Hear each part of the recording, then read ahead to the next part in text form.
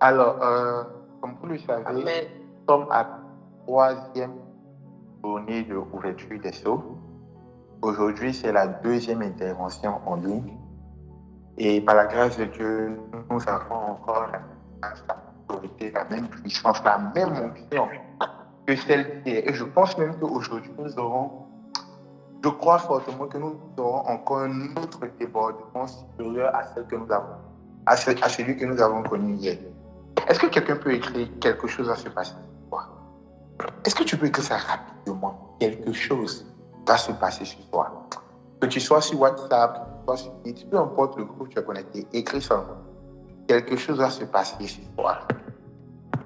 Parce que nous sommes à ODS, là où l'Éternel s'est mandaté, s'est choisi. La technique, aidez-moi avec les... Aidez-moi avec les micros pour qu'au moment opportun, on puisse couper les micros quand c'est nécessaire et puis ouvrir quand c'est nécessaire aussi.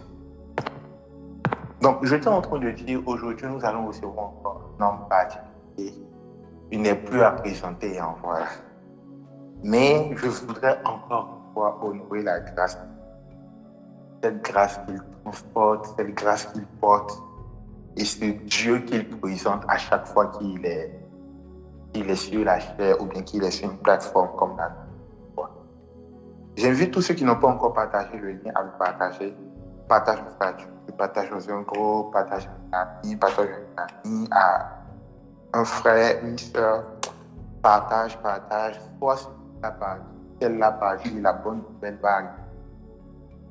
Avant d'aller plus loin, je voudrais célébrer le Seigneur encore une fois.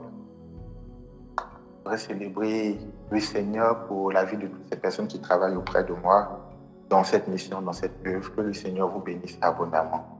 Merci à ceux qui nous soutiennent de près comme de loin. Merci à ceux qui participent financièrement, spirituellement, humainement parlant, matériellement. Que le Seigneur, le Dieu qui a instauré ODS, vous bénisse abondamment.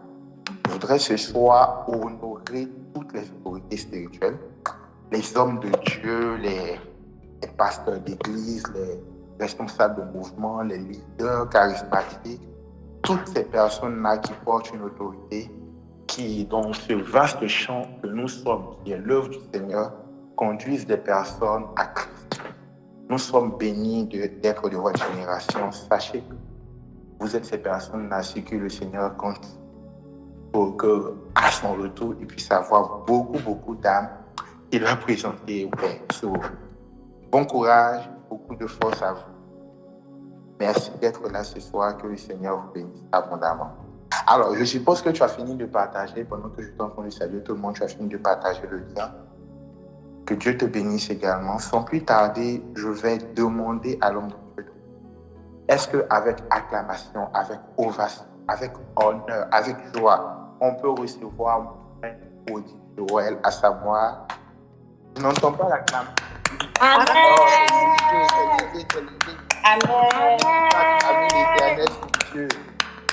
Amen.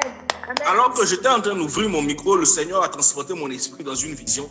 Et dans cette vision, je voyais une chose étrange. J'ai vu le ciel en train de s'obscurcir, et alors que le ciel devenait noir, j'ai vu un homme qui criait la pluie arrive. Il criait la pluie arrive. Et je voyais un peuple qui était en train de jubiler, qui était heureux. J'ai demandé à l'homme qui criait la pluie arrive. Je lui ai dit, mais pourquoi le peuple autour de toi est heureux? Pourquoi ils sont en train de crier? Ils sont si heureux. Pourquoi ils jubilent? Est-ce la première fois qu'il voit la pluie? Il m'a dit non. Cette terre avait été sèche pendant longtemps et la pluie s'apprête à y descendre. Et quand j'ai demandé à celui qui me montrait cette vision, quelle était l'interprétation de la vision, il m'a dit cette phrase. Beaucoup d'eux s'étaient retrouvés dans des endroits stériles. Beaucoup d'eux étaient en train de stagner. Beaucoup d'eux attendaient quelque chose de l'Éternel. Et il dit, la seule chose que tu leur annonceras ce soir, c'est que la pluie du Seigneur arrive à eux. Et il dit une pluie d'exaucement, une pluie au travers de laquelle Dieu va changer des vies. C'est une pluie qui va restaurer des gens. C'est une pluie qui va donner à des maisons qui en manquaient. C'est une pluie qui va purifier là où il fallait une purification. Mais c'est une pluie qui va radicalement changer des vies. Et pendant que je suis en train de parler, le Seigneur ouvre mes yeux, je vois une deuxième vision. Et dans la vision que je suis en train de voir, je vois la pluie descendre. Mais cette pluie, c'est une pluie de sang. C'est une pluie de sang qui descend. Et je demande maintenant à l'ange du Seigneur, pendant que je vois cette vision actuellement, mais qu'est-ce que cette pluie signifie? Parce que je n'ai jamais vu une pluie qui était de sang. Et il me dit, voici ce qu'annonce ce moment. C'est que comme les gens qui étaient en train de passer, écoutez, il m'explique en fait que c'est le sang qu'on met sur les portes pour que quand l'ange de l'Éternel descend pour juger, les gens ne soient pas touchés. Et il est en train de me dire ceci. Il dit la Côte d'Ivoire. Écoutez-moi très bien. Il me dit la Côte d'Ivoire s'apprête à vivre un jugement. Et cette pluie de sang, c'est la marque que Dieu pose sur eux pour les épargner de ce qui arrive vers eux. Amen. La main de Dieu se pose sur vous. La main de Dieu sur vous. Alors ce soir, j'ai la grâce d'être orateur pour notre deuxième soirée en ligne. C'est vraiment une grâce. Je veux que vous m'aidiez à célébrer Dieu pour la vie du ministère qui nous reçoit, pour la vie de son leader, mon frère. C'est un homme de Dieu charismatique. Au jour d'aujourd'hui, c'est bizarre. Je vais dire un truc, c'est bizarre. En fait, moi, ce n'est pas pour les célibataires. Moi, je ne suis pas encore marié, mais ici, voilà, moi, je ne suis pas encore marié parce que les Sylvains, eux, sont mariés, mais nous, on n'est pas encore mariés. Mais normalement, pour nous, on est un couple. Quand la jeune dame va se coucher, on va se coucher. Mais quand la jeune dame va se coucher, il y a ici en ligne, il cause Joy. C'est vraiment mon frère. La dame, là, quand eux ils vont dormir, là, nous, on est en ligne, on parle entre nous. Je veux que vous m'aidiez à célébrer Dieu pour la vie de mon frère, de l'homme de Dieu, Joy. Est-ce qu'on peut célébrer le Seigneur pour sa vie? Oh. Amen. Oh. Amen. En même temps que Dieu délivre, que Dieu délivre tous les enfants de Joy qui prient pour que le monsieur ne se marie pas. Amen. Que Dieu vous délivre. Que Dieu vous délivre. Amen. Amen. Amen fort. Amen. On va pousser dans le message. On va pousser dans le message. Parce que ce soir, ils ont mis Kalam est dans le sang, partie 1. Donc, il y a une partie 2. C'est que dimanche sera là, nous tous spontanés. Mais ce soir, j'ai la lourde responsabilité d'introduire un thème. Écoute, peut-être qu'on t'a déjà prêché le sang. Peut-être que tu as déjà entendu parler du sang. Mais écris avec moi ce soir. Dis-moi ce soir. Il faut que tu écris, il faut que tu réagisses. Dis-moi ce soir. Je vais expliquer une chose. Mon père, le prophète Baba Yoel, dit cette phrase que j'aime. Il dit, le prophétique est semblable à du bois. C'est comment le peuple allume le feu que le prophète réagit. Ça signifie que si le peuple en face de moi est réactif, on va aller très vite. Si le peuple est timide, on sera très timide. Ce soir, moi, je suis très chaud pour prêcher. Je suis vraiment, vraiment chaud pour prêcher ce soir. J'ai commencé à prêcher des thèmes un peu compliqués. Parce que mon frère Joy dit, moi, il complique la vie des gens. Mais en fait, j'ai commencé à prêcher des thèmes compliqués vers 2021-2022. Mais de tous les thèmes compliqués que j'ai prêchés dans ma vie, ce message est celui qui a le plus compliqué moi-même ma tête. Celui que je m'apprête à prêcher ce soir. Je reçois le thème d'être dans la présence de Dieu. Je prie, je prie, je prie. Je prie, je prie, je prie, je prie. Elle dit, Seigneur. Tous les thèmes qui existent sur la terre, c'est le thème que vous les gens de ODS, là, c'est votre thème que la Kalam est dans le sang. Je me retire pour prier. Depuis le jour où j'ai reçu mon thème, je suis en train de prier. Jusqu'à aujourd'hui matin, je ne sais plus trop où est mon verre dans le thème. Il y a écrit à l'homme de Dieu, il dit, papa, quel thème tu m'as donné? Il y a beaucoup d'orateurs, c'est moi qui as vu me donner ce thème-là. Et notre Père a mis sur le chemin. Alors sans plus tarder, je vais écrire car l'âme est dans le sang. Car l'âme est dans le sang. Écris car l'âme est dans le sang. Et je vais t'expliquer quelque chose.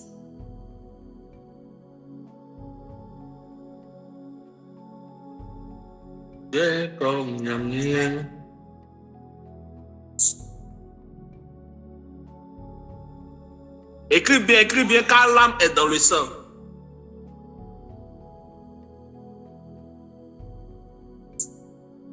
Parce que ce que je m'apprête à t'expliquer, est-ce que tu es bien assis chez toi à la maison? Est-ce que tu es prêt à entendre ce que je m'apprête à te dire?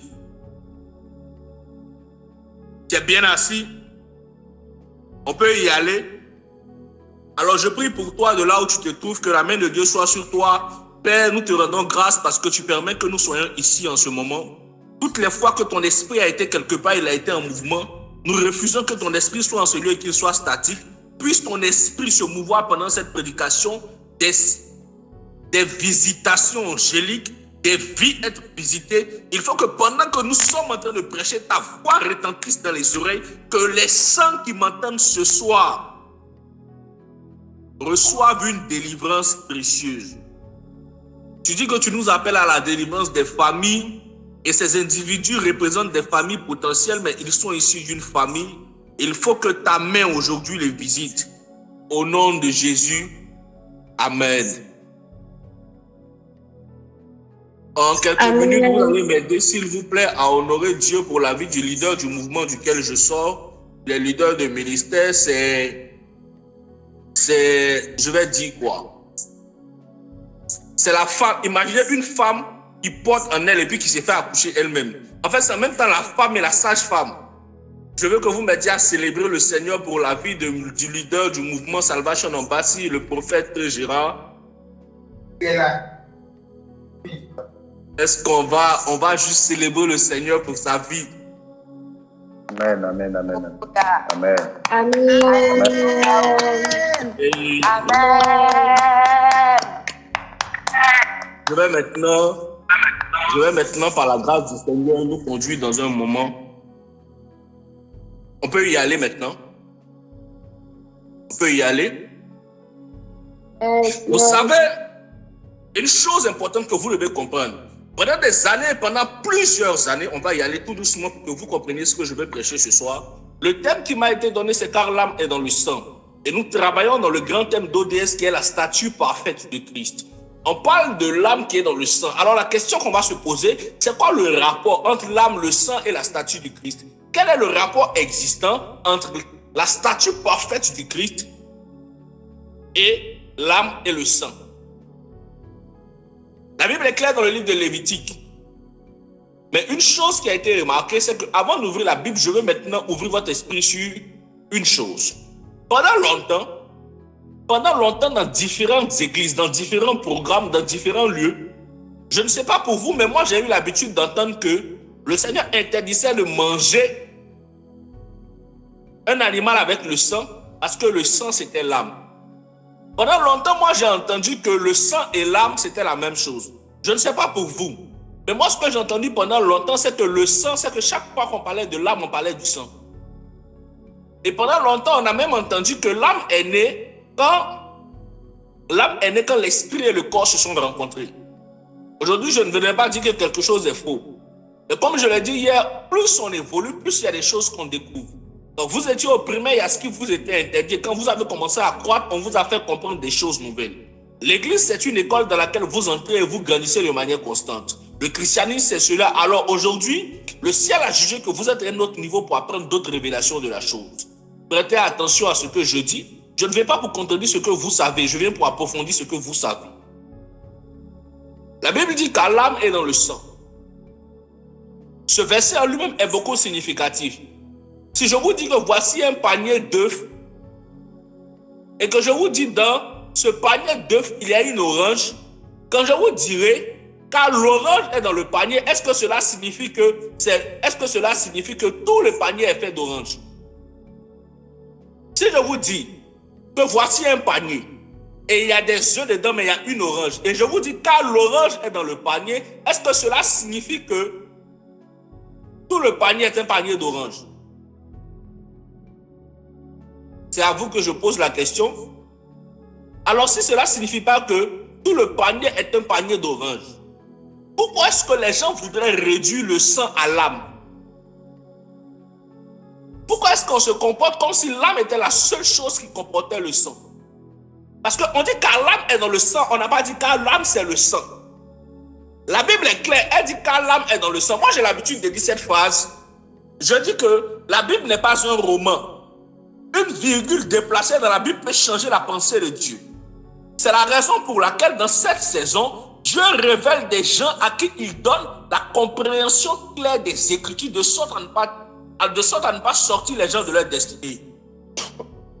Vous savez, j'ouvre une petite parenthèse avant de continuer mon message. Vous aurez remarqué que les gens s'acharnent beaucoup sur le ministère prophétique. On parle beaucoup des prophètes, vous aurez remarqué ça.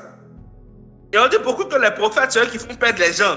Ah, il ne faut pas suivre les prophètes là. Ah, toi, tu en as fait des jeunes prophètes là. Les prophètes ci, les prophètes ça. Remarquez bien que les gens s'acharnent sur le ministère prophétique. Et on dit que le prophétique et le ministère aujourd'hui qui est en train de faire perdre l'église. Moi, j'ai une seule question. Qu'est-ce qui différencie les églises des unes des autres? Si aujourd'hui, dans une église, on croit qu'on peut porter foulard, et puis dans l'autre église, on dit qu'on ne porte pas foulard, c'est quoi la différence entre les églises? C'est les doctrines, n'est-ce pas? Ce sont les doctrines qui sont les différences entre les églises. Les doctrines comme ensemble de croyances de ce mouvement. Et par qui sont établies les doctrines? Qui sont les gérants des doctrines dans l'église? Je vous pose la question, qui sont les gérants des doctrines dans l'église? Pour ceux qui ne savent pas, les doctrines sont gérées par les docteurs. Ce sont les docteurs qui établissent les doctrines. Cela signifie que si les doctrines sont la base des divisions dans l'église, c'est que ce n'est pas le ministère prophétique qui a été le problème de l'église, c'est le ministère doctrinal. Mais étant prophète, comme nous on est habitué à ce qu'on nous lapide, nous on ne va pas venir lapider notre ministère. Mais il faut que vous compreniez une chose. Les divisions dans l'église aujourd'hui ne sont pas faites par les ministères prophétiques, mais c'est fait par les doctrines. Parce que c'est ce en quoi vous croyez qui vous différencie. Et les doctrines, vous savez, dans l'église, certaines choses qui n'ont pas été expliquées ont fini par devenir des doctrines. Et pourtant, les gens refusent qu'on discute sur les doctrines. Si je vous pose la question, par exemple, parce que ce que je suis en train de dire est très important pour la suite de mon message. Si je vous pose la question, dans quel passage de la Bible, par exemple, ils ont écrit que deux personnes ne devraient pas s'embrasser, que c'était un péché? Dans quelle partie de la Bible on écrit que deux personnes ne devraient pas s'embrasser avant d'être mariées, que c'est un péché? Dans quelle partie de la Bible c'est écrit? Je mets en défi quiconque de me montrer dans un passage de la Bible où c'est écrit. Et pourtant, regardez bien, même si on ne vous l'a pas dit ouvertement, quand vous êtes venu à l'église, on a laissé dans vos consciences que s'embrasser avant le mariage était un péché. Vous êtes d'accord avec moi? C'est que certaines choses sont restées dans la pensée collective de l'église et ont voyagé dans le temps. À force de voyager dans le temps, elles sont devenues des doctrines. Et c'est comme ça que les gens ont confondu l'âme et le sang, de sorte à ce qu'aujourd'hui, quand on parle de l'âme, on dit directement, c'est comme si dans la pensée commune, l'âme et le sang étaient confus. C'est comme si l'âme et le sang étaient la même chose. Je n'ai pas dit qu'allez vous embrasser. Je dis juste une chose. Embrasser n'est pas d'abord un péché, mais embrasser peut devenir ce qu'on appelle un conducteur de péché. Parce que la capacité, merci Saint-Esprit, le péché de X n'est pas le péché de Y. De manière originelle, quand on parle de péché, on parle de toute action qui nous détourne du chemin que Dieu a tracé pour nous. C'est pourquoi il y a les péchés dans le cadre biblique, donc dans la doctrine biblique, et il y a les péchés de manière personnelle. Parce que le péché de l'alliance de X n'est pas le péché de l'alliance de Y. Boire de l'alcool, pour moi, Joël Assamoah, serait un péché. Pendant que quelqu'un d'autre boira de l'alcool, Dieu continuera de marcher avec lui. En fait, le péché, c'est l'ensemble des choses qui vous sortent du chemin de Dieu pour vous. Donc, chemin de Dieu pour vous dans le cadre chrétien. C'est-à-dire, en tant qu'un chrétien, l'ensemble des choses qui pourraient vous sortir de ce que c'est qu'un chrétien, c'est un péché. Mais dans le cadre de l'alliance, donc dans le cadre de votre vie spirituelle, de l'homme ou la femme spirituelle que vous êtes, le péché, c'est l'ensemble des choses qui vous sortent de votre alliance. Alors, embrasser devient un péché. Excusez-moi, je pense que ici tout le monde a plus de 18 ans. Embrasser devient un péché quand dès qu'on t'embrasse net, tu te déshabilles. Parce que le péché, c'est le sexe. Donc, tout ce qui est fil conducteur d'eux. Je vous explique. À l'origine, dans l'église, il n'était pas interdit d'embrasser. Et quand on laissait les jeunes là s'embrasser, ils finissaient par se déshabiller. Ils disaient que c'était Satan qui avait enlevé leurs habits. Je ne savais pas que le diable enlevait les habits de quelqu'un. Mais plus on les laissait s'embrasser, plus ils finissaient par se déshabiller. Une deuxième chose qui va être, c'est que plus ils s'embrassaient, plus ils se déshabillaient. Et la troisième chose, certains finissaient par enlever des enfants. Plein de personnes sont mortes dans des avortements. Et quand ces choses ont commencé à arriver dans l'église, quand ça a commencé à créer des dérives, et ils ont commencé à interdire ce genre de choses dans plusieurs églises. Et voici comment ça c'est devenu une doctrine qui a voyagé avec le temps. C'est dans cette même lancée que la doctrine est née dans l'esprit des gens selon quoi l'âme et le sang c'était la même chose. Daddy Joy, jusque-là c'est bon? Jusque-là c'est bon? Oui, papa, c'est très bon. Faut voir ce qu'on peut dire, ce qu'on ne peut pas dire là. Mais il ne faut pas dire non, on a dit d'aller s'embrasser. Dis tout, Daddy. Je ne vous ai pas dit d'aller vous embrasser. Oh. Je ne vous ai pas dit ça. Oh. Dieu m'en est témoin. Là où on s'embrasse, là, c'est devant le maire. Oh.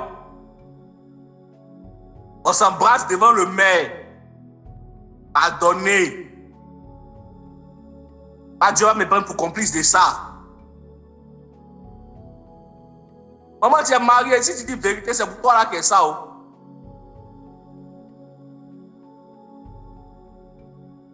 On va continuer. C'est que, prenons le livre de Lévitique.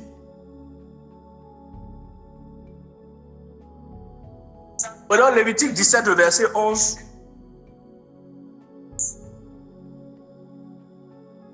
C'est là même qu'il y a un problème même. Parce que je ne sais pas si vous vous rendez compte de la dinguerie qui s'apprête à sortir. Pendant longtemps, ce qu'on a prêché, c'est que quoi? L'âme et le sang, on dit quoi? L'âme. Ce qu'on nous fait comprendre de manière collective, c'est que l'âme, dans le sang, il y a quoi? On dit quoi? Le sang, c'est l'âme, c'est ça, non? On dit chaque fois qu'on parle du sang, on parle de l'âme, c'est ça? Maintenant, je vous demande, c'est quoi la définition de l'âme que vous connaissez? C'est quoi l'âme, s'il vous plaît? Pardonnez, vous avez âme. Pardonnez. Quand vous partez évangéliser, vous dites, on s'en gagner les âmes. Les âmes. Ce n'est pas les âmes, mais c'est les âmes. On s'en gagner les âmes. Vous qui partez gagner les âmes, là. C'est quoi une âme? C'est quoi une âme? S'il vous plaît, mes amis. C'est quoi une âme? Chers amis, c'est quoi l'âme? J'ai vu tout à l'heure un seul commentaire qui disait que c'est... L'âme, c'est quoi? C'est la troisième partie de la composition humaine. On va regarder sur WhatsApp, peut-être ils ont répondu là-bas. Non, il ne parle pas d'une âme, c'est pas fusil. Il parle d'âme, corps, âme et esprit.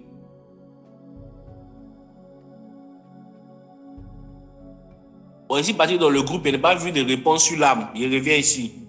C'est quoi une âme, s'il vous plaît, chers amis? Une âme.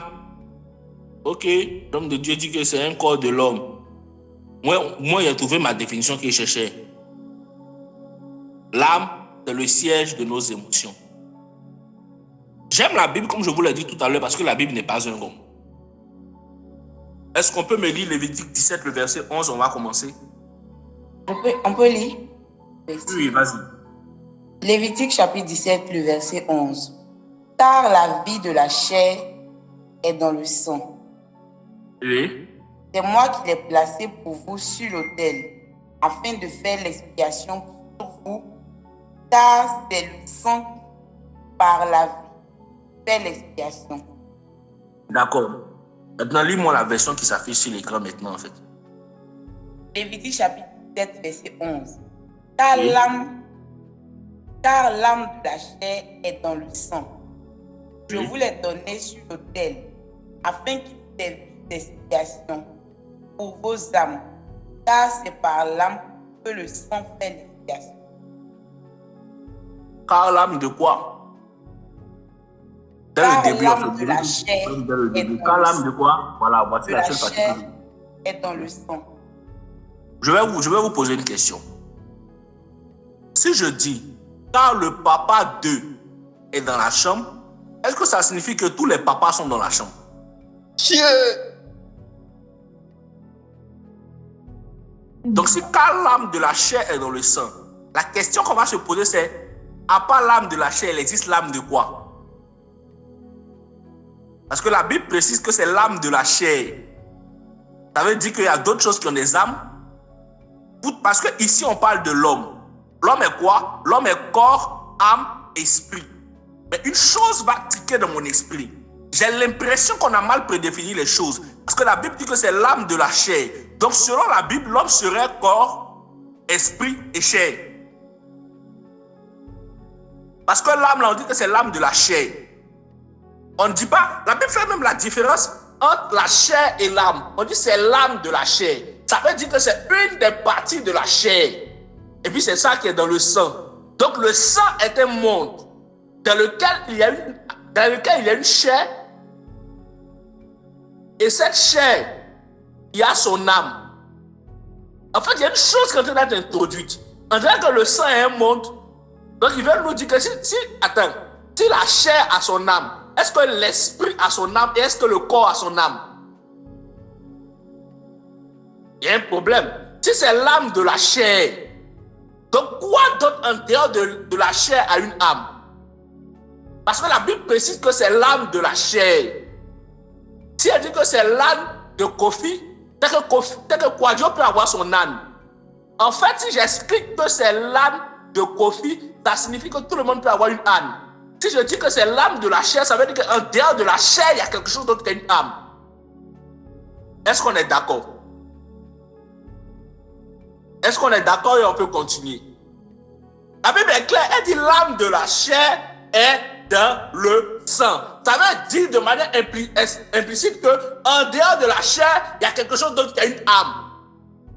Mais la chair, là, elle, son âme se trouve dans le sang. Et c'est cette âme-là que je vous ai donnée. Je ne sais pas si vous êtes prêts pour entendre ce qu'il veut dire. Je ne sais pas. Il réfléchit là. Il réfléchit. Donc on dit on a ODS. On va y aller. On va relire ensemble. Laissez-moi lire Lévitique 17, le verset 11. La Bible dit, car le sang, bon, je vais changer de version.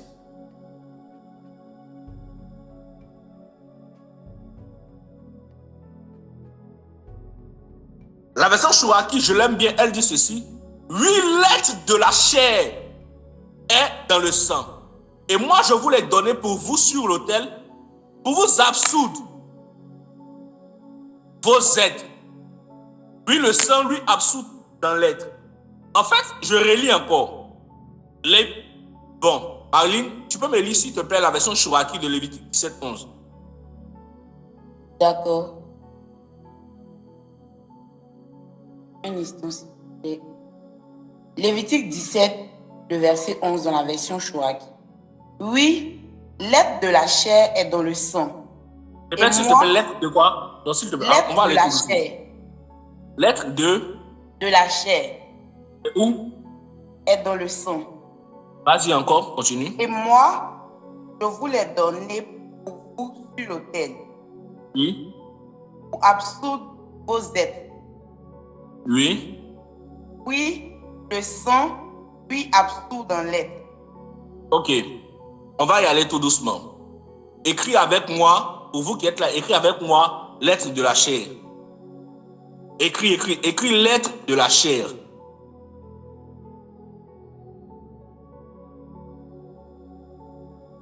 Écris ensuite vos aides. Vos aides. Le verset 11 de Lévitique, le chapitre 17, introduit une compréhension de l'homme qui est restée pendant longtemps incomprise par les hommes. L'humain ne pourra jamais atteindre la stature parfaite de Christ si l'humain n'est même pas conscient de ce que c'est qu'un humain avant de parler de l'esprit de la stature du Christ. Car l'homme qui n'a pas fini de se découvrir ne découvrira pas le Christ. C'est l'homme qui est conscient de ses incapacités qui cherche la force supérieure qui peut rencontrer Christ. Si l'homme n'a pas encore conscience de son potentiel total, comment il sera conscient de ses insuffisances jusqu'à chercher une puissance supérieure? Je reprends. C'est l'homme qui a conscience de son plein potentiel.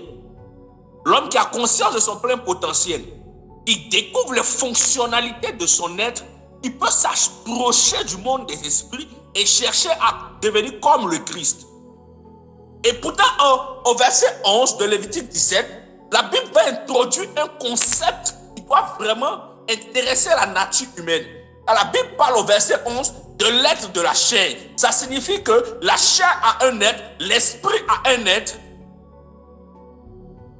l'esprit a un être et le corps a un être. Parce que s'il est dit que l'homme est corps, âme et esprit, comme plusieurs le disent, il faut lire d'autres versions pour comprendre une chose. Là maintenant, je vais revenir après avoir introduit de manière générale mon concept. Pour vous emmener dans un voyage précieux, il faut que vous m'écoutiez attentivement.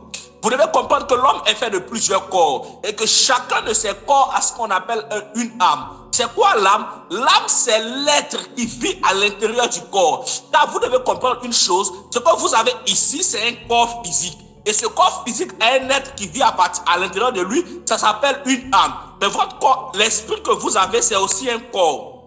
L'esprit, c'est d'abord un corps spirituel. Souvenez-vous que hier, j'ai introduit la notion des corps. J'ai parlé du corps végétal, du corps angélique, du corps animal. Vous devez comprendre que votre esprit est un corps qu'un être habite. Et l'être qui habite dans l'esprit, c'est celui que Dieu a formé. Suivez-moi bien. Quand vous venez sur terre, vous venez pour un projet que le ciel veut accomplir. Et ce projet-là, c'est vous. Alors, en fonction du but pour lequel vous descendez, un esprit va être pris. Vous avez déjà entendu la phrase Dieu des esprits des prophètes? Est-ce que vous avez déjà entendu parler du Dieu des esprits des prophètes?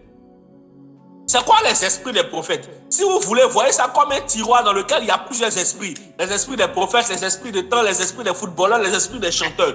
Il y a différents types d'esprits qui sont rangés dans des tiroirs. Et quand Dieu formule un projet, lorsqu'il se réunit avec son conseil dans le cœur de Dieu, alors qu'il y a la réunion dans le cœur de Dieu, des esprits sont choisis dans les tiroirs pour donner vie à un projet. Je vous explique le cheminement. Il y a une réunion dans le cœur de Dieu. Et le cœur de Dieu va décider d'un projet qui doit être accompli sur la terre. Si dans 20 ans, tel événement va frapper la terre, il faut que dans les 20 ans, comme dans 20 ans, on sera à ODS. En fait, je vous explique. Prends ton âge. Prends ton âge. Prends-toi seul ton âge, il ne faut pas écrire, prends ton âge. Et dis-toi qu'il y a un nombre d'années en arrière où le ciel s'est réuni pour se dire, comme à tel niveau de sa vie, il ou elle aura besoin d'entendre tel enseignement, il faut qu'on envoie telle personne sur la terre pour qu'à telle étape de sa vie, la personne puisse lui donner cet enseignement-là. Donc quand ce projet-là va naître, un esprit va être choisi dans une des catégories qui est habilité à distinguer ce genre de message. Et le projet qui naît va recevoir un corps spirituel qu'on appelle l'esprit humain. Parce que il y a différents esprits. Il y a les esprits des prophètes, si vous voulez, qui sont rangés dans les tiroirs. Donc, on prend un esprit et on lui donne un esprit humain. Parce que les esprits, par exemple, des prophètes, si vous voulez, c'est les esprits des prophètes, comme les esprits humains des prophètes, mais ça peut être aussi les esprits qui marchent avec les prophètes. Donc, on peut en faire simplement, ce projet-là peut donner naissance à un esprit, qui sera un esprit qu'on va invoquer sur la terre, comme ça peut donner naissance à un esprit humain. Donc, on va lui choisir un corps qui sera soit un corps spirituel pour qu'il vive dans le monde des esprits, ou bien un corps humain pour qu'il descende sur la terre. Donc, celui à qui on choisit le corps, là, c'est un être. C'est l'être originel à qui on va donner un corps esprit humain. On lui donnera aussi un corps de chair. Et l'ensemble de ces corps va vivre dans le corps physique. Parce que c'est quoi un corps? Un corps, c'est le droit légal qu'on vous donne pour vous mouvoir dans une sphère. Je me répète, un corps, c'est un droit légal que le ciel vous donne pour vous mouvoir dans une sphère précise. Parce que chaque corps est limité dans un espace et dans un temps. Le corps humain est limité dans l'espace humain. Et comme dans le monde des humains, on est soumis au temps minute, le corps humain est soumis alors au vieillissement. Parce que tout ce qui est en rapport avec le temps humain finit par rencontrer le vieillissement. Si votre corps, si le corps que vous utilisez, c'est le corps spirituel, quand vous êtes dans le monde des esprits, vous n'êtes pas soumis au temps minute, mais vous êtes soumis au temps saison. Dans le monde des esprits, on a le temps saison. Le vieillissement n'existe pas là-bas. Alors l'âge d'un esprit n'est pas l'âge d'un humain. On mesure l'âge d'un esprit par sa capacité à se rapprocher du trône de Dieu. On mesure l'âge d'un humain par sa capacité à durer sur la terre. Pourquoi par sa capacité à se rapprocher du trône de Dieu? Parce que ce qui fait un esprit, c'est sa capacité à tenir devant Dieu. C'est la raison pour laquelle Gabriel pouvait dire au père de Jean le Baptiste que parce que je suis Gabriel, que je me tiens devant Dieu. Gabriel précise qu'il se tient devant Dieu parce que ce qui fait un grand esprit, c'est la capacité à tenir devant Dieu. C'est la raison pour laquelle dans l'église, on vous a dit que pour devenir des hommes spirituels, vous devez prier. Parce que c'est votre capacité à vous tenir devant le trône de Dieu qui vous donnera le niveau de lumière et de puissance qu'il faut pour être des hommes spirituels. Je peux avancer maintenant. Je vais vous expliquer. La Bible dit qu'à l'être de la chair est dans le sang. La chair a un être. L'esprit a un être. Le corps physique a un être. Maintenant, je vous explique. Aujourd'hui, je ne suis pas venu peut-être prêcher sur tous les corps de l'homme. Un jour peut-être. Mais ce qui m'intéresse le plus aujourd'hui, c'est de vous prêcher sur l'être de la chair. Dis avec moi l'être de la chair. Dis avec moi l'être de la chair.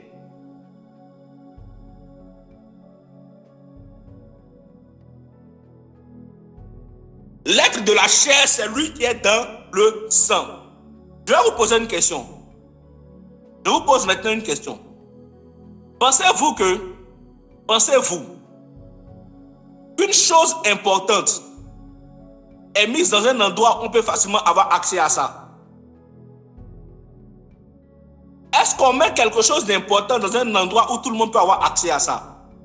Maintenant, je vais vous expliquer quelque chose. Retenez bien la question que je viens de vous poser, hein? Et puis allons un peu en arrière en Genèse. En Genèse 1, la Bible dit que l'Esprit de Dieu se mouvait au-dessus des eaux. N'est-ce pas? L'Esprit de Dieu se mouvait au-dessus des eaux. En fait, dès la Genèse, une chose fondamentale nous est enseignée, c'est qu'une terre est faite pour qu'un seul esprit puisse s'y mouvoir. Mais une autre chose va se produire. Un jour, Dieu dit, malheur à la terre, car le diable vient. Ça signifie que la terre qui avait été faite pour voir un seul esprit s'y mouvoir, désormais, à combien d'esprits qui sont en train de s'y mouvoir? Une terre qui avait été faite pour un seul esprit, aujourd'hui, a deux esprits qui sont en train de se mouvoir. Est-ce que vous pensez que le diable manque un regard Jésus et puis lui dit, prosterne-toi, car tous les royaumes de ce monde m'appartiennent? Est-ce que le diable peut mentir à Jésus?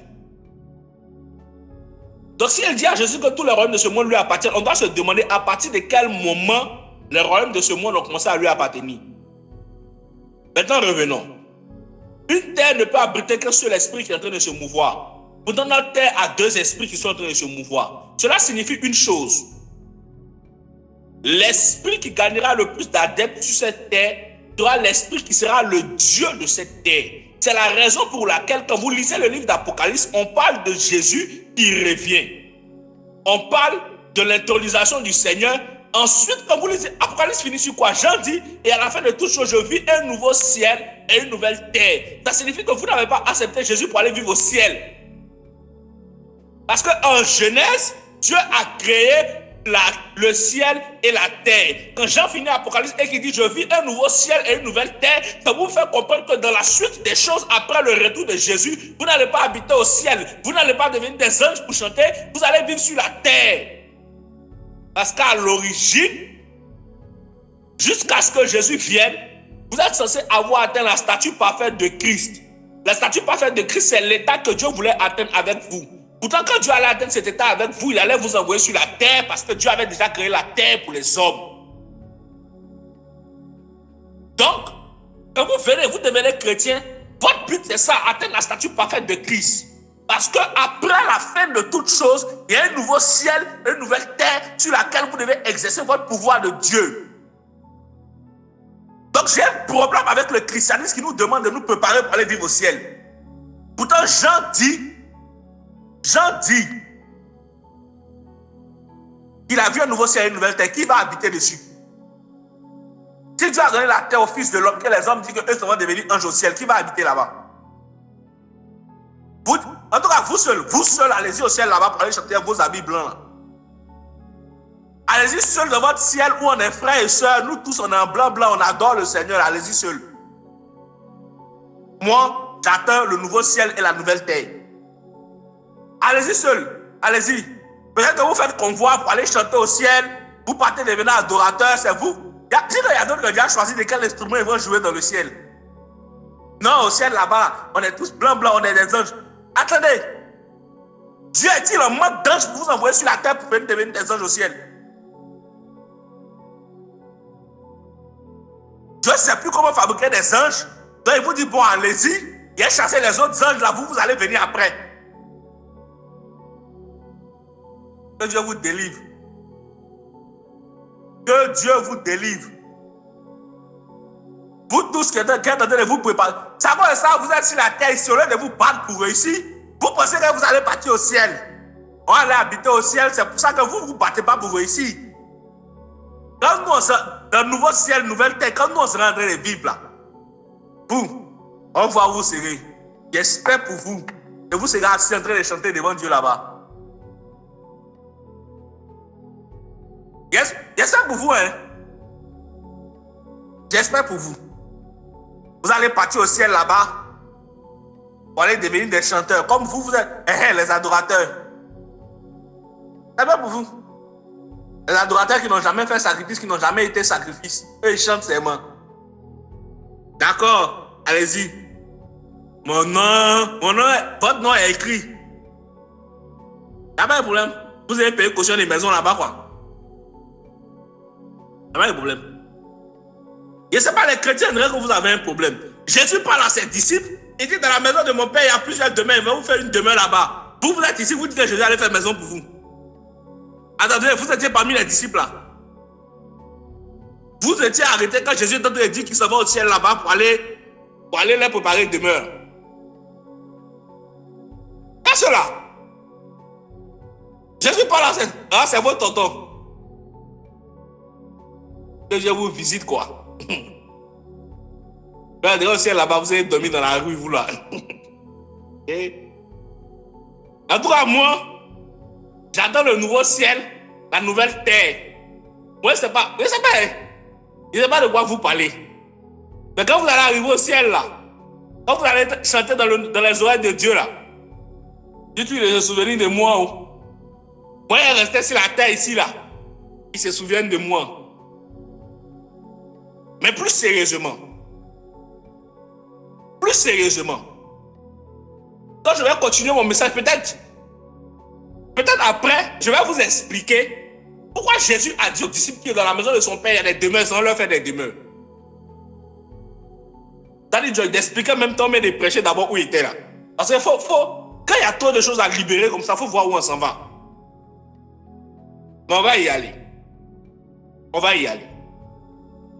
C'est ça que j'expliquais que la terre à l'origine avait été faite pour qu'un seul esprit puisse venir s'y mouvoir. Et notre terre a deux grands esprits qui sont en train de s'y mouvoir. Alors cela va donner naissance à ce qu'on va appeler la guerre des âmes. Voilà pourquoi quand vous partez évangéliser, vous dites on s'en va gagner les âmes. Parce que c'est le camp qui gagnera le plus d'âmes qui sera le camp qui prendra le contrôle de la terre. C'est la raison pour laquelle Dieu dit votre ennemi le diable. Parce que le diable n'est pas l'ennemi de Dieu. Les gens disent, il y a des gens qui disent, les gens qui ne sont pas chrétiens, ils disent, et puis vous les chrétiens, vous ne pouvez pas répondre. Ceux qui ne sont pas chrétiens disent que pourquoi Dieu tue pas Satan et puis ça a fini. Et puis vous ne vous répondez pas. Parce que Dieu n'a aucun problème avec le diable. Le diable n'est pas l'ennemi de Dieu. Le diable est votre ennemi. La Bible dit votre ennemi, le diable rôde. La Bible n'a jamais dit, non, mais c'est le bon petit de Dieu. Il peut dire une phrase qui va te choquer. Est-ce qu'il peut dire une vérité qui va te choquer? Il peut au moins choquer ta théologie, ta compréhension de Dieu ce soir. Prends le livre de Job. Prends le livre de Job. Donne-moi un instant que je te donne la référence.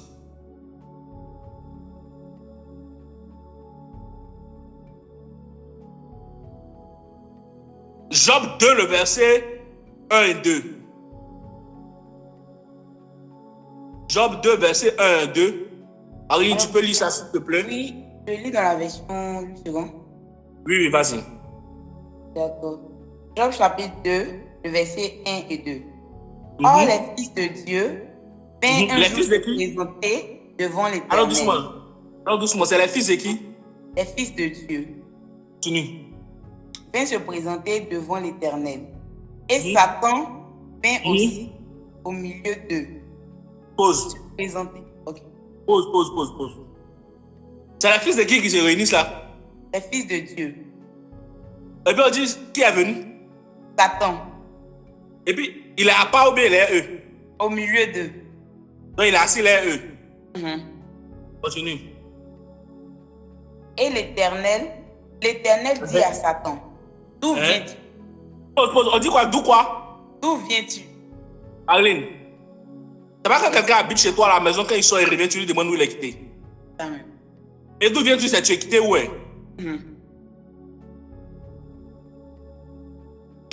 On dit pas bon d'arriver, mais bon, on lui demande pas les nouvelles, on dit quoi?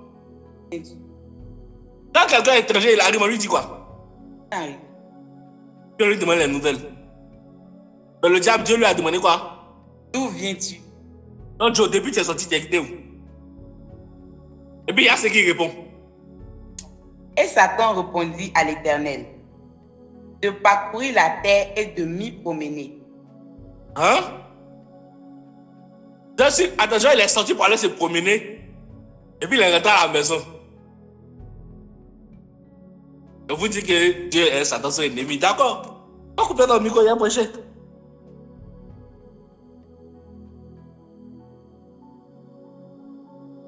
Le conseil des fils de Dieu se réunit. Les fils. Les fils de Dieu sont réunis. Satan assis. C'est bien Satan arrive à rétablir que Dieu lui demande hey, d'où viens-tu? Toi, tu ne sais pas qu'on avait une réunion, quoi. On dit à la réunion des enfants de la maison, toi, tu sors.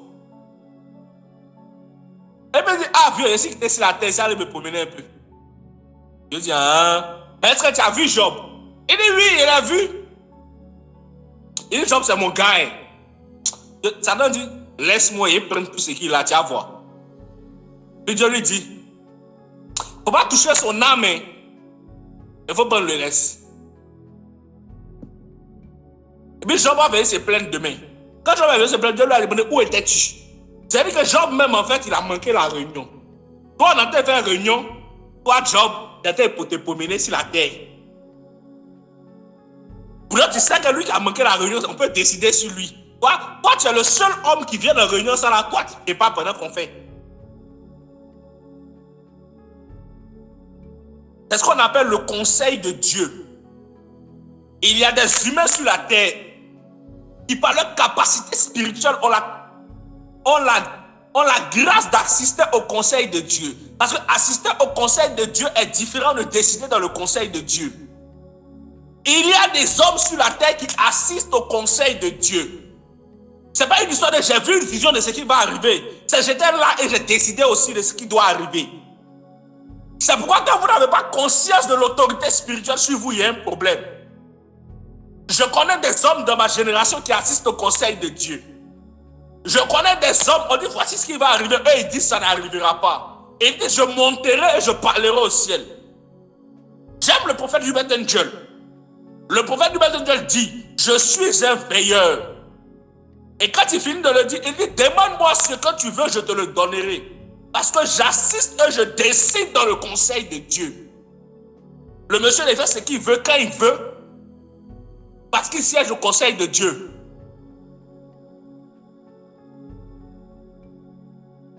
Maintenant, toi, tu as qui pour toi au conseil de Dieu là-bas? Mais bon, on avait prêché sur l'âme. En tout cas, moi, il y a le numéro de quelqu'un. Moi, il y a le numéro de quelqu'un dans le conseil de Dieu. Moi, ce n'est pas pour vous, mais moi, il y a le numéro de quelqu'un là-bas. Moi, il y a un numéro là-bas. Mon numéro, c'est Kou. On dirait que Daddy Joy aussi a le numéro. Ça, c'est un numéro, c'est Kou. Ça, c'est un numéro, c'est Kou.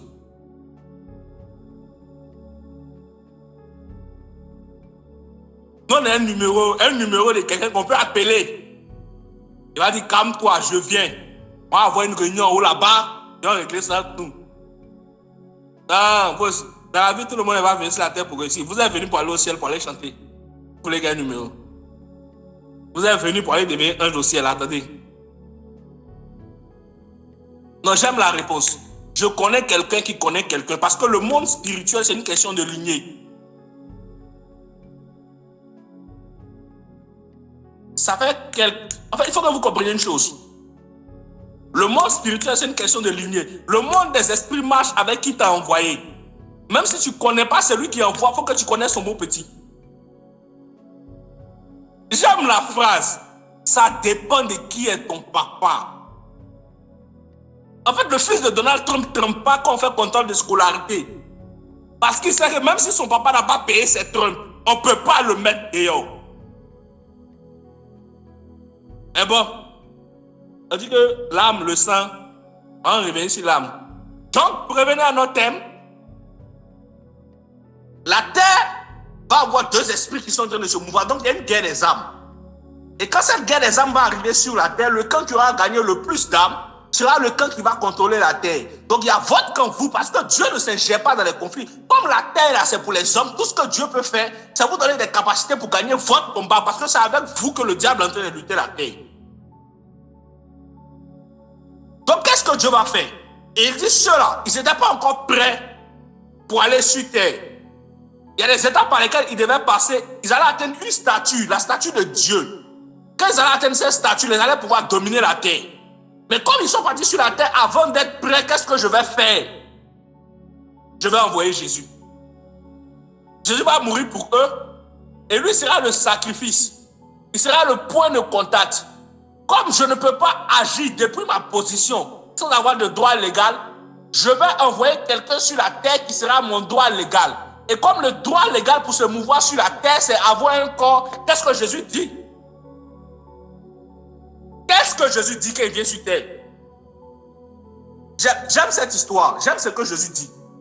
Parce que le droit légal pour aller sur la terre, c'est avoir un corps. Alors qu'est-ce que Dieu va faire? Il décide d'envoyer Jésus pour que Jésus devienne le Christ et que le Christ devienne la clé d'accès. Donc qu'est-ce qui va se passer? Jésus dit quoi? Vous dites que Jésus a été sacrifié, non? Hébreux 10, le verset 5. Hébreux 10, le verset 5. Hébreux 10, verset 5. Le verset 5. Vas-y.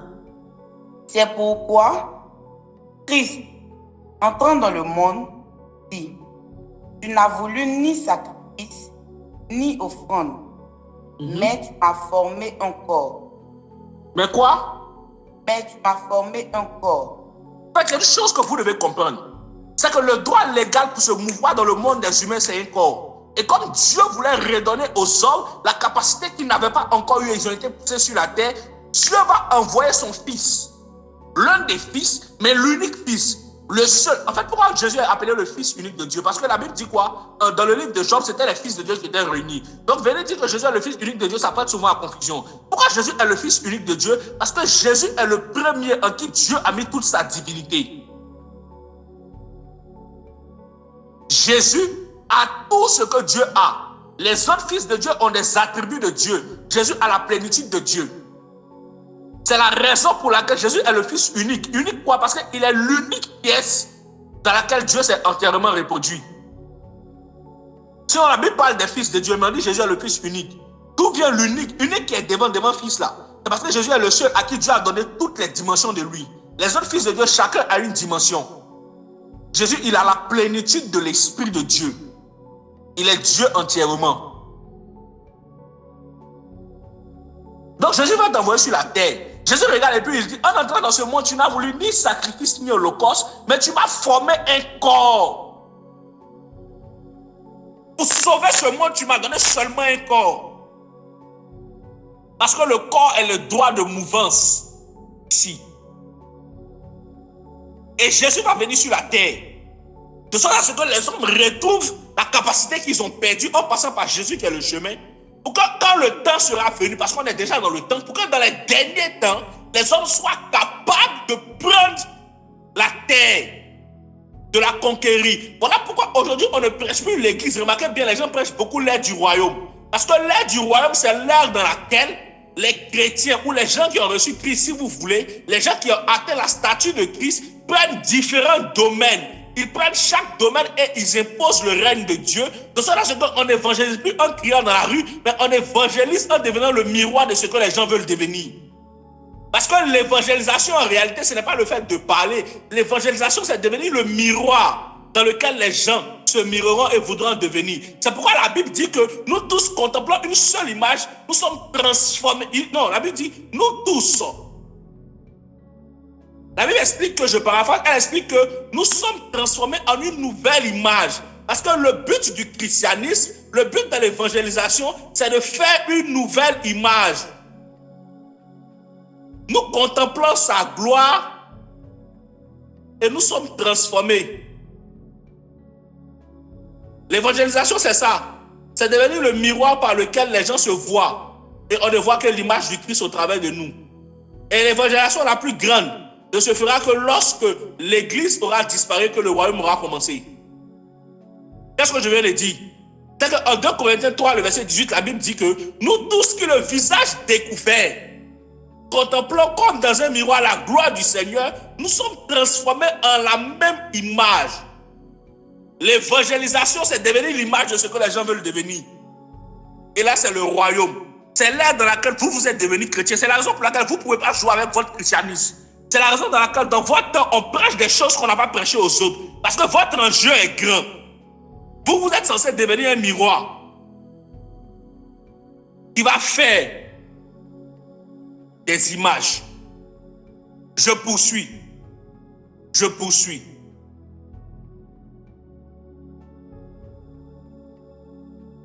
On peut y aller? Est-ce qu'on peut y aller? Je vais encore fatiguer la jeune dame. Version Chouraki, Genèse 4, verset 10.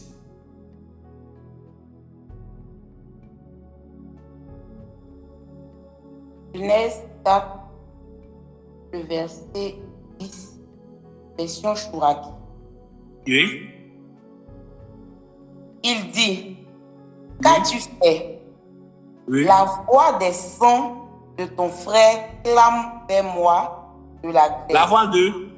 La voix des sons de ton frère. Reprends encore la voix de? La voix des sons de ton frère. Attends, j'ai une question. Tu peux couper le micro, on va y aller. Chers amis, qu'est-ce que la Bible vient de dire? La voix des quoi? Elle vient de lire un passage. Qu'est-ce que le passage dit? C'est la voix des quoi? La voix des saints. Il y a un problème, hein? La voix des saints. Donc, on a beaucoup de saints. Donc, un humain a beaucoup de saints. Parce que la Bible est claire dessus. La voix des saints.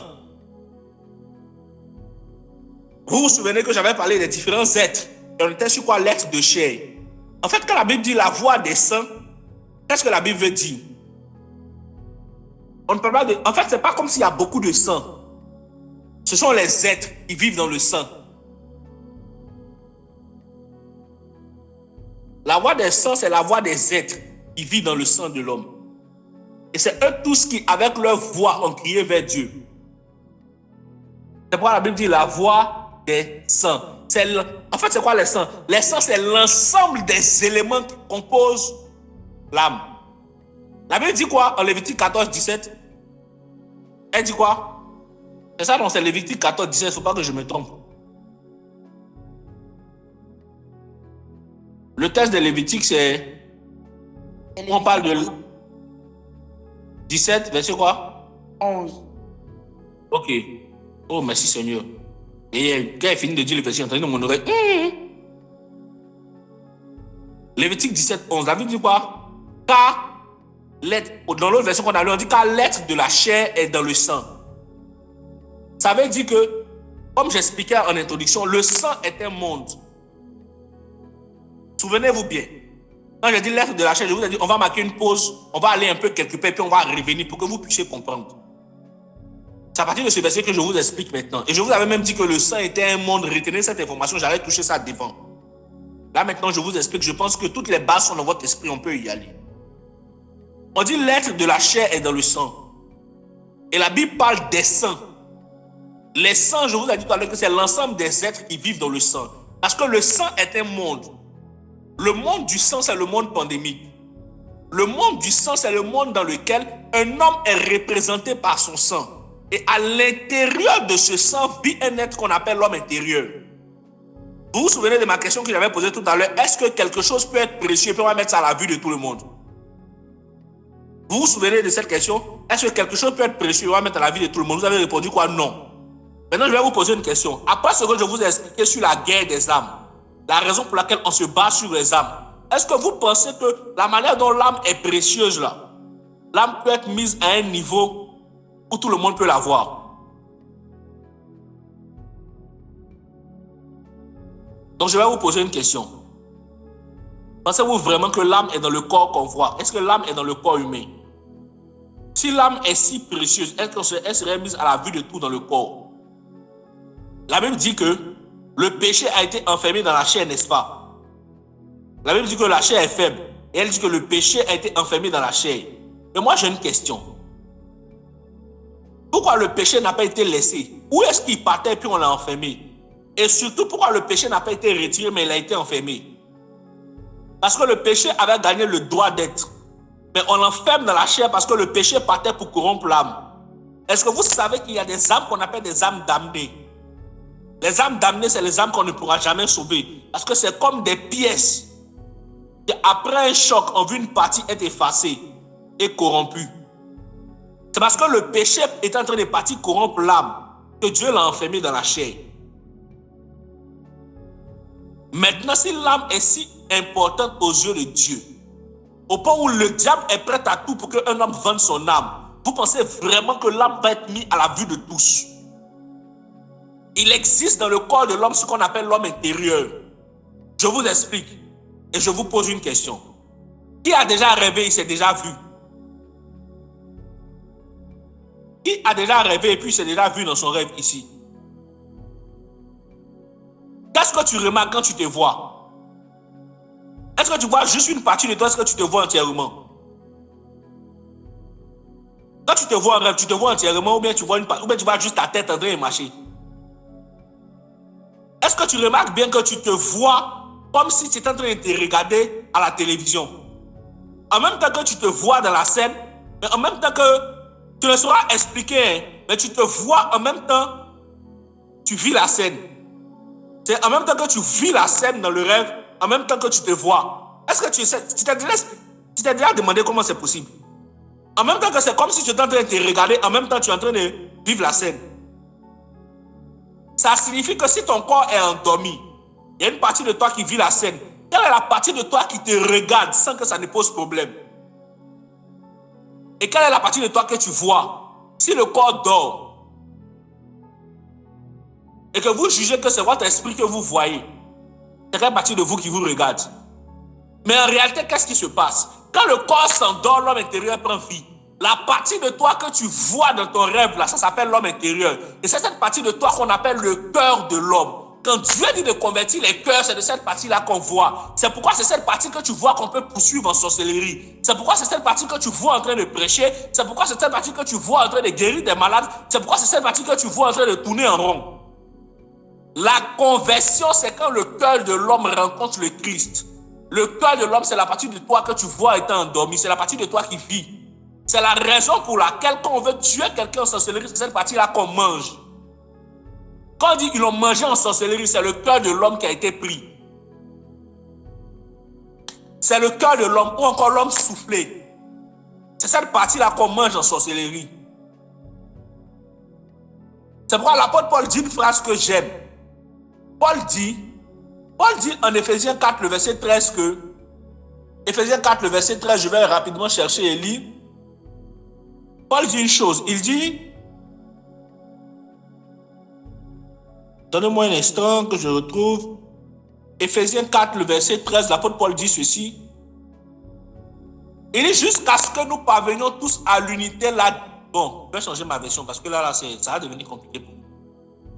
Paul dit dans la Bible du Semeur au verset 13 que ainsi nous parvenons tous ensemble à l'unité dans la foi et dans la connaissance du Fils de Dieu, à l'état adulte, à un état de maturité où se manifeste la plénitude qui nous vient de Christ.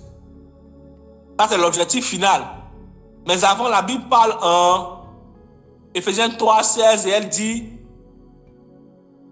Éphésiens 3, 16, la Bible dit ceci, je lui demande qu'il vous accorde à la mesure de ses glorieuses richesses d'être fortifié avec puissance par son esprit dans votre être intérieur. Dites avec moi, notre être intérieur. Notre être intérieur. L'autre version dit dans l'homme intérieur. L'homme intérieur. Celui qui reçoit le Christ, c'est ton homme intérieur. L'homme intérieur, c'est le reflet de ton âme. L'âme est bloquée dans une dimension et au moyen d'un miroir, l'âme est projetée dans le corps. C'est la raison pour laquelle vous vous voyez. En fait, l'âme, c'est le miroir au travers duquel vous vous voyez vivre la scène. C'est votre âme. Mais c'est au travers de l'homme intérieur. Il y a une projection de l'âme dans la dimension humaine et cette dimension, cette projection s'appelle l'homme intérieur. C'est l'homme intérieur qu'on peut manger en sorcellerie. C'est l'homme intérieur qui doit être converti. Quand on parle en réalité de devenir un homme spirituel, vous devez comprendre une chose. Votre esprit est déjà grand. J'ai expliqué quoi? C'est qu'en fonction du projet pour lequel vous êtes né, l'esprit a déjà été mis dans un corps. Donc vous n'allez pas développer l'esprit puisqu'il était déjà au ciel. Mais c'est l'homme intérieur qui doit grandir de sorte à ce qu'il découvre les fonctionnalités de son esprit. Qu'est-ce que Dieu dit à Josué? Médite quoi? Il dit quoi? Médite quoi? Il dit médite ce livre de la loi jour et nuit afin que tu réussisses dans tes entreprises. C'est quoi méditer? Méditer le livre de la loi, c'est se répéter constamment jusqu'à devenir. Parce que l'homme intérieur se nourrit de ce qu'il entend. Et comme le corps humain ne comprend que le langage de la vue et du toucher, il faut méditer en faisant deux choses. Méditer en ayant reçu une parole et méditer en ayant une image. C'est la raison pour laquelle quand Dieu fait la promesse à Abraham, Dieu lui dit sors de ta tente. Et lui dit regarde le sable de la terre, regarde les étoiles dans le ciel. Ça veut dire que chaque fois qu'Abraham allait voir les étoiles dans le ciel et le sable de la terre, il allait se rappeler d'une promesse et son homme intérieur allait s'attacher à cela jusqu'à ce que cela se matérialise. Parce que l'homme intérieur, c'est celui sur qui vous devez travailler. C'est la raison pour laquelle quand vous regardez un film d'horreur avant de dormir, vous voyez ça dans votre sommeil. Parce que l'homme intérieur enregistre ce dont on le nourrit. Une personne qui se voit toujours dans les maquis ne pourra jamais dire qu'elle est convertie, même si elle prêche à l'église. Parce que la conversion, c'est l'homme intérieur qui la reçoit, ce n'est pas le corps. Et l'une des raisons pour lesquelles Jésus est mort sur la croix, c'est pour que son sang puisse nous sauver et que son homme intérieur puisse vivre en fusion avec notre homme intérieur. C'est la raison pour laquelle quand vous avez reçu Jésus, vous avez reçu le Saint-Esprit. C'est la raison pour laquelle Jésus vous dit il est avantageux que je m'en aille pour que vienne le consolateur. Parce que le consolateur, en réalité, ici le consolateur c'était dans le sens le réparateur. C'est lui qui venait pour réparer. Comme l'homme à l'origine a perdu quelque chose, le consolateur c'est celui qui vient pour lui redonner ce qu'il a perdu. C'est ça le rôle du Saint-Esprit. C'est pourquoi il est avantageux que Jésus sorte de ce corps et que son homme intérieur soit donné à chacun de nous. C'est pourquoi la Bible dit que nous sommes un seul corps. Parce que chacun de nous a en lui une partie de l'homme intérieur du Christ. Quand toutes ces parties se réunissent, on appelle ça le corps du Christ. Et c'est pour nourrir cet homme intérieur, pour être fortifié, que Jésus dit, mangez de mon corps et buvez de mon sang. Parce que le sang de Jésus vient pour solidifier en vous les bases. C'est pourquoi Paul dit, vous qui devez être à l'état d'homme mature, vous êtes encore au lait. Parce que c'est votre homme intérieur qui doit grandir. Et c'est votre homme intérieur par exemple, que le sang de Jésus purifie. On ne purifie pas le corps avec le sang de Jésus, on purifie le corps avec des choses comme l'hysope. Donc on purifie l'homme intérieur avec le sang de Jésus. Parce que c'est l'homme intérieur qui reçoit la parole. C'est pourquoi quand vous accédez à une nouvelle dimension, elle doit d'abord se visualiser par l'homme intérieur. Je vous explique comment j'ai commencé à prophétiser avec précision. J'aspirais à cela. J'ai reçu cela par transfert. Mais comment je commence à prophétiser avec précision? C'est quand je commence à méditer. Voici ma méditation. Je suis Joël Asamoah, je vous épargne beaucoup de choses. Et à la finalité, je dis que l'être je parle son nom, mais j'expliquais que des êtres marchaient constamment près de moi. Et je me répétais constamment, je vois, j'entends, je sens, je pressens, je suis sensible au surnaturel. Et le ciel se déplace quand je le décide. J'ai lu jusqu'à devenir ce que je suis. J'ai fusionné avec ce qui m'a été donné dans le surnaturel. Beaucoup de vous n'arrivent pas à matérialiser les promesses de Dieu dans leur vie parce qu'ils n'ont pas écrit. C'est pourquoi quand Dieu parle, Dieu dit, écris et lis la prophétie. C'est pourquoi quand il parle, il dit ceci, celui qui parle dans la Bible, il dit une chose que j'aime. Habakkuk dit, j'étais à mon poste. Et alors que je me tenais à mon poste, j'étais en train de... Il dit, j'attendais ce que le Seigneur répondrait selon mes plaintes. Mais Habakkuk dit, il était à son poste, il attendait. Et quand le Seigneur lui parle, il dit une chose. J'aime une chose qu'il a dit dans la Bible. On dit, écris la prophétie et garde-la. Que celui qui n'écrit pas la prophétie ne pourra pas méditer. Et celui qui ne médite pas ne pourra pas devenir.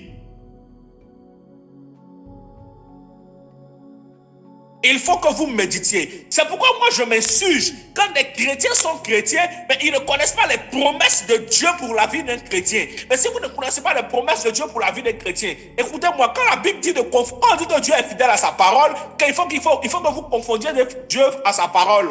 Quand on dit de mettre Dieu à sa parole, c'est pas dire que quand vous prenez, vous devez dire tu as dit que. Non. Confondre Dieu à sa parole, c'est devenir la parole de Dieu dans notre homme intérieur et matérialiser cela dans notre corps. Mettre Dieu face à sa parole. Parce que la Bible dit, c'est nous tous qui, lorsque nous contemplons, nous sommes transformés en une même image. Le but de Dieu, c'est de faire de nous la même image. Donc mettre Dieu face à sa parole, c'est mettre Dieu. Pour que quand Dieu regarde notre homme intérieur, il voit un homme intérieur rempli des promesses. De sorte que Dieu amène ça à la matérialisation. C'est pourquoi pour moi, c'est choquant de voir des gens qui n'ont jamais pris le temps de noter les bénédictions que Dieu, les promesses que Dieu a fait aux chrétiens. David dit une chose que j'aime, c'est sur ça que je vais chuter. Psaume 119, le verset 11, le psalmiste dit quoi? Je serre ta parole dans mon cœur afin de ne point pécher contre toi. Et il dit encore une chose, c'est qu'il dit que Dieu a gravé l'ensemble de ses lois dans les tablettes du cœur de l'homme. Le cœur de l'homme, c'est ça. Serrer la parole de Dieu dans son cœur, c'est ça, c'est devenir cela. De sorte à ce que quel que soit le droit dans lequel vous vous trouvez, vous soyez la parole.